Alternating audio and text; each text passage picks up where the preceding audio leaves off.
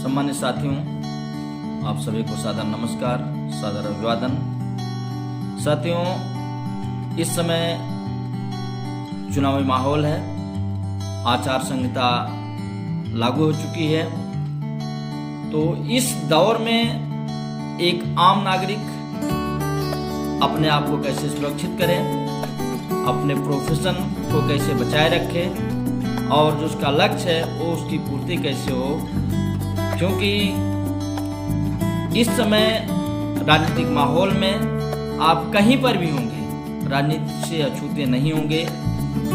राजनीति आपको प्रभावित जरूर करेगी, चाहे वो कोई चौराहा हो, गली हो, नुक्कड़ हो, चाय की दुकान हो, आप किसी ऑफिस में हो, कहीं पर भी आप चर्चा में शामिल जरूर होंगे। जब आप चर्चा में शामिल होंगे तो आप अपने आप को संयमित कैसे रखेंगे, अपने आप को सुरक्षित कैसे रखेंगे, ये आप पर निर्भर करता है। जब आप मैच्योर होंगे तभी आप अपने आप को सुरक्षित रख पाएंगे। तो साथियों, इस समय इलेक्ट्रॉनिक मीडिया, प्रिंट मीडिया, जिसमें सोशल मीडिया भी शामिल है, तरह तरह की न्यूज, तरह तरह की डिबेट आपको मिलती हैं और कभी कभी आप भावावेश में आकर के उन्हीं डिबेट के आधार पर, उन्हीं ज्ञान के आधार पर आप तर्क वितर्क में शामिल हो जाते हैं और परिणाम ये होता है कि आप अनावश्यक उग्र रूप धारण कर लेते हैं, विवाद की स्थिति उत्पन्न कर लेते हैं, जिसका कि आप के लिए कोई लेना देना नहीं होता है। क्योंकि आप जिस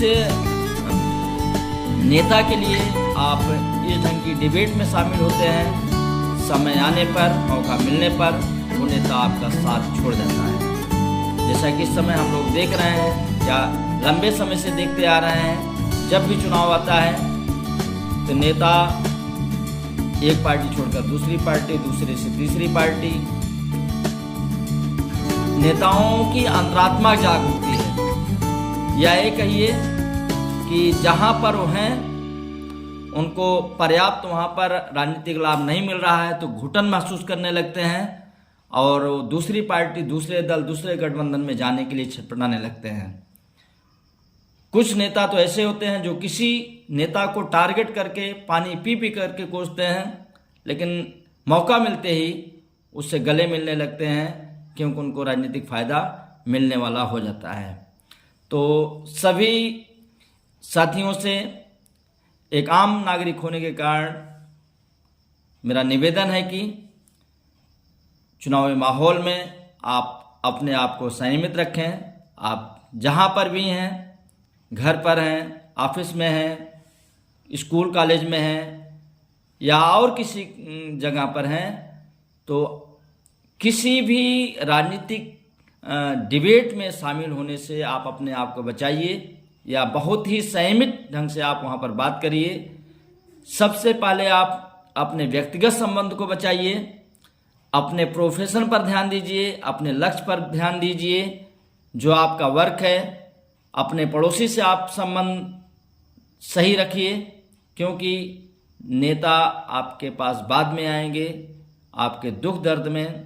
आपके दोस्त, आपके पड़ोसी, आपके सहकर्मी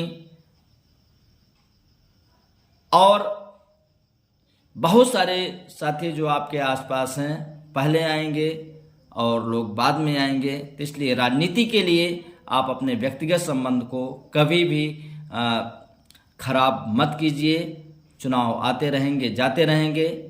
युवाओं से भी निवेदन है कि आपकी जो अवस्था है, आंधी तूफान की अवस्था है, कभी कभी आप विवेकहीन होकर के, विवेक शून्य होकर के निर्णय लेते हैं, डिबेट में भाग लेते हैं, ये उग्र रूप धारण करते हैं, जो आपके लिए घातक होता है और आपका नुकसान होता है।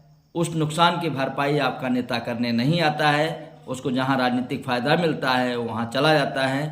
तो इसलिए एक बार मैं फिर सभी आम नागरिकों से अनुरोध करता हूं कि चुनाव का समय है। अपने आप को बहुत संयमित रखें और बहुत सोच विचार करके निर्णय लें कि आपको कहाँ पर जाना है, क्या करना है।